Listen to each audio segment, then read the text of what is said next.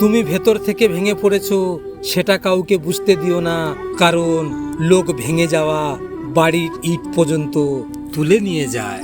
মানুষের থেকে পাওয়া কষ্ট, অবহেলা, অত্যাচারে একসময় আপনি বুঝে যাবেন কি করে কঠিন হতে হয়। বুঝতে পারবেন জীবন মানে পুতুল খেলা নয়। আগে মানুষের বয়স দেখে সম্মান করা হতো, আর এখন মানুষের টাকা দেখে সম্মান করা হয়। শুনতে খারাপ লাগলেও এটাই বাস্তব। কেউ ব্যস্ততার জন্য সব কিছু ভুলে যায়, আর কেউ সব কিছুকে ভুলে থাকার জন্য ব্যস্ত হয়ে যায়। পরের রোজগারে রাজভোগ খাওয়ার থেকে নিজের রোজগারে পোড়া রুটি খেয়ে থাকা সেরে। মুরগির ডিম ফুটে বাচ্চা হলেই জানেন মুরগি হয়, কিন্তু মানুষের পেট থেকে বাচ্চা হলে মানুষ হয় না, তাকে মানুষ করতে হয়। সফলতার গল্প পড়ো না, কারণ তা থেকে তুমি শুধু বার্তা পাবে।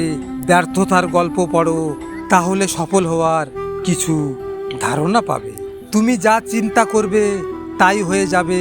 তুমি যদি নিজেকে দুর্বল ভাবো তবে দুর্বল হবে, আর তুমি যদি নিজেকে সাহসী ভাবো তাহলে সাহসী হবে। কুকুরের বাঁকা লেজ যেমন কোনোদিন সোজা করা যায় না, ঠিক তেমনি কিছু মানুষের সাথে যতই ভালো ব্যবহার করো না কেন তাদের কাছে কোনোদিন ভালো হওয়া যায় না। সুখ আর দুঃখ হচ্ছে সম্পূর্ণ কপালের লেখা। ধনী আর গরিব হওয়ার সাথে এটার কোনো সম্পর্ক নেই।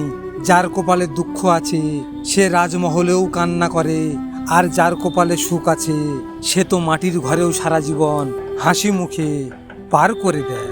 মিথ্যা বলে সব জায়গায় পার হতে পারবেন, কিন্তু সৃষ্টিকর্তার কাছে হওয়া যায় না।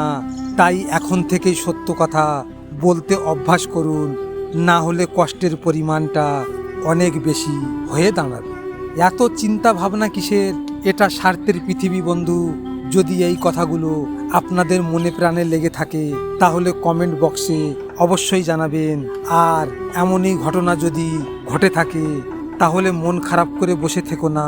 মনে রেখো, সময়ের সাথে সাথে সব কিছু বদলে যায়। ভালো থাকবেন, সুস্থ থাকবেন, আর হ্যাঁ, নিজের খেয়াল অবশ্যই রাখবেন। ধন্যবাদ।